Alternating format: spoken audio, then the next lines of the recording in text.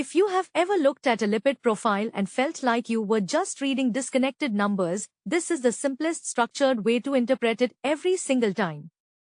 We are going to use a block-based approach that mirrors pathophysiology and makes both exam answers and clinical decisions systematic. A standard lipid profile gives you total cholesterol, LDL cholesterol, HDL cholesterol, and triglycerides. Sometimes you also get VLDL and non-HDL cholesterol. Instead of reacting to each value in isolation, divide the report into functional blocks. Block 1 is the atherogenic cholesterol block. This includes LDL and non-HDL cholesterol. LDL is the primary driver of atherosclerotic plaque formation. When LDL rises, ASCVD risk rises. Non-HDL cholesterol, calculated as total cholesterol minus HDL, represents all atherogenic particles and becomes particularly useful when triglycerides are above 200 mg per deciliter. If LDL is elevated, think of causes such as familial hypercholesterolemia, hypothyroidism, and nephrotic syndrome. In most treatment guidelines, LDL is the primary therapeutic target, so this is always the first number you interpret. Block 2 is the protective cholesterol block, which is HDL. HDL participates in reverse cholesterol transport and has anti-inflammatory and anti-atherogenic effects. Low HDL increases cardiovascular risk. The usual cutoffs are less than 40 mg per deciliter in men and less than 50 in women. However, extremely high HDL does not automatically mean lower risk. Low HDL is commonly seen in metabolic syndrome and in smokers, while regular aerobic exercise can increase HDL levels. Block 3 is the triglyceride or metabolic risk block. This includes triglycerides and VLDL, with VLDL roughly estimated as triglycerides divided by 5 in a fasting sample. Triglycerides reflect underlying metabolic dysfunction and insulin resistance. Levels from 150 to 199 are borderline high. 200 or more is high. 500 or more significantly increases the risk of acute pancreatitis. Common causes include diabetes mellitus, obesity, alcohol use, and hypothyroidism.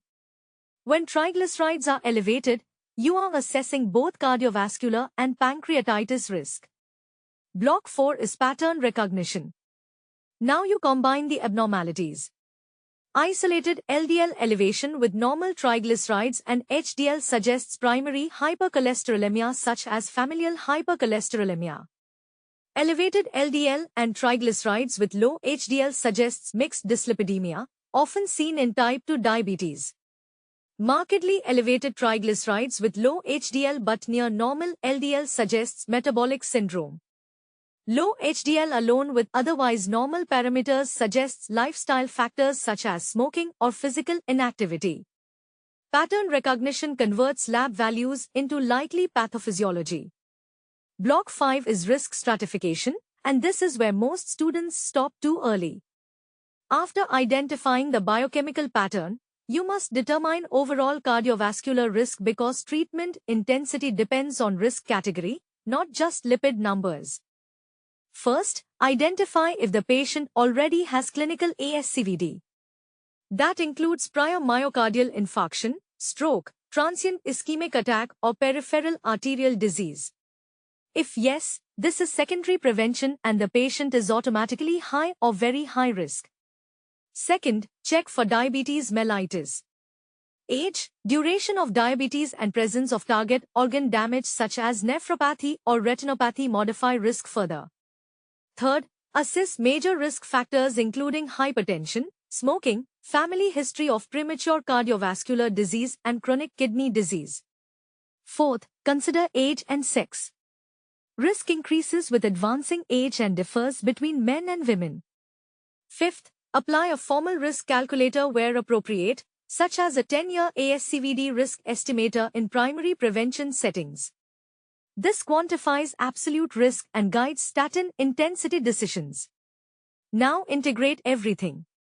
A young patient with mildly elevated LDL but no other risk factors may need lifestyle modification first. A middle-aged patient with diabetes and the same LDL level may require high-intensity statin therapy. A patient with established ASCVD and high LDL may need combination therapy to achieve lower LDL targets. So the full clinical flow is reproducible. Look at LDL first. Check HDL.